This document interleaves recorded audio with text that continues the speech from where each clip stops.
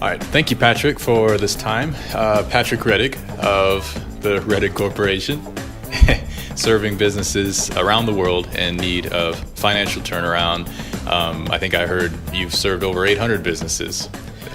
We took a stab at that number. Man, I don't know. I've been doing this a long time. And when you think about how many businesses per year times how many times I've been in business, how long I've been in business, it's a lot. It could be a little less, but it could be a lot more.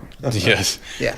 Well, you've been around the block to know quite a bit. And so what we're going to do today is ask a few questions, and hopefully you can enlighten us, answer a few questions. We're going to dive right in.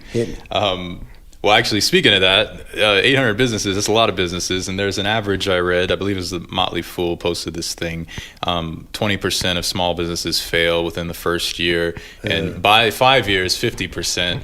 By 5 years, you're just flipping a coin, according to these statistics. Now, if that's the case, in your experience, what would you say is a number one reason why this happens? I get that question all the time. What's the number one reason why corporations fail? It's a really good question, but if you've been on my side of the desk for a long time, the answer becomes more and more because we're human beings and we want more. We don't like the law. We sort of cut corners where we shouldn't. Beat around the bush. Maybe we pay our taxes not on time. Maybe we don't make our bank payments on time. The bottom line is knowledge gets in the way, stubbornness gets in the way, greed gets in the way, human being gets in the way, and then, life gets in the way. So I think the bottom line is you can't do this by yourself. You have to have partners that understand what you're doing, and you have to have a sort of a small team of people around you that get it. Like, you can't be the accountant and the owner of the company. You got to have an accountant, a guy that knows what he's doing, not a guy that flunked out of school 50 times and he's giving it a shot for $8 an hour. That's not the guy. And for those of you that flunked out 8 times, sorry, but we here, when we have the responsibility of a business, you got to have people around you that know what they're doing. You have to have a bookkeeper, a CPA, a salesperson. You have to have someone that can do odd jobs for who knows what around the company. You have to have an IT guy that understands computers and what you need. And you yourself have to accept the fact that as a company owner, you don't just get to do what you want to do. Like if you're a car mechanic, you don't just get to be a mechanic. If you're a plumber, you don't you have to administrate the company. Sure. So if I had to say it in a short word, we're human beings. There is a lot of knowledge that needs to happen, and we need to accept that knowledge. When we don't, we get in trouble. Do you think a lot of these businesses that are failing don't have all this sort of infrastructure of employees? Sure. And they don't want to pay them either. I mean, a small business doesn't have the money to do that. So you're thinking, I'll save the money by doing this job myself or that job myself, when actually you're costing yourself in the long run. You're actually destroying your business if you don't have people around you that can help you and direct you. And by the way, the big one, keep you accountable.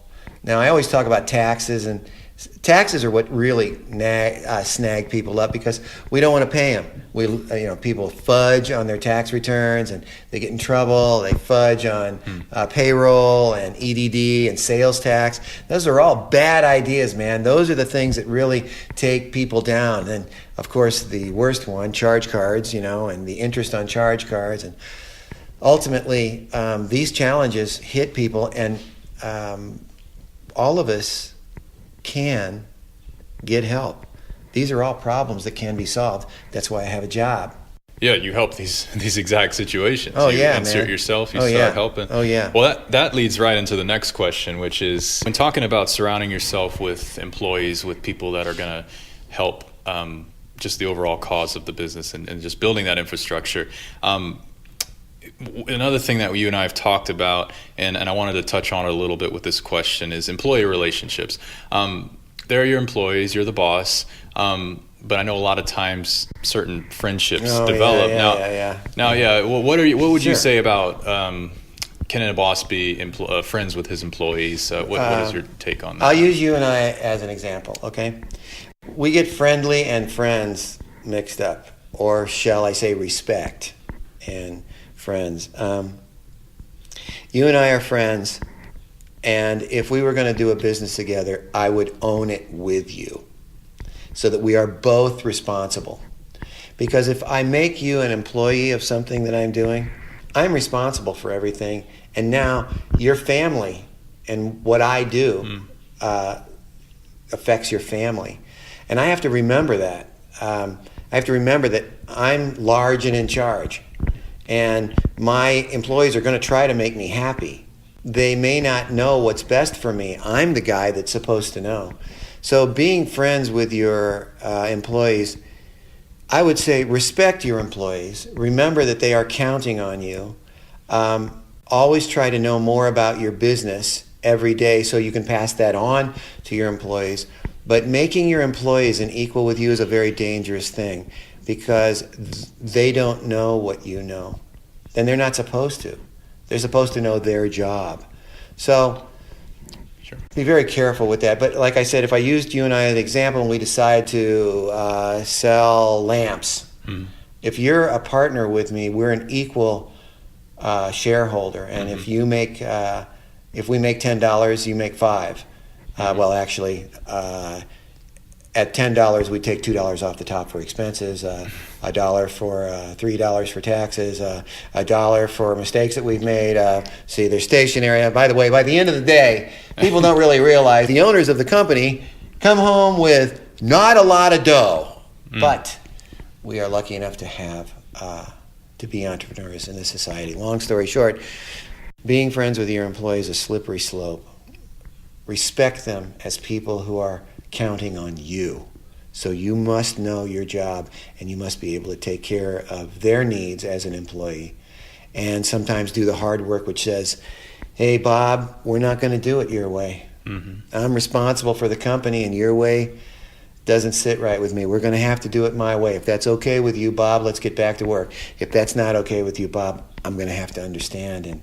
And I understand that your place perhaps is not here. It's a touchy subject. Tough, especially with good people. Yeah. Well, I appreciate you mentioned that one. I know that question comes up a lot. You also mentioned family, and the third question really is perhaps one of the most important things is figuring out that balance between work and family. A lot of times people say, what comes first, business or family? But what happens a lot, I think, is people are getting kind of they infuse into the business, and inevitably, or just somehow conflict arises. I think the question really is just how should the time and effort be diversified to best avoid conflict in this sort of business, family, work-life balance relationship? Impossible, right? It's a good answer. It's impossible, right? Yeah. I mean, somebody's going to get jacked up, right?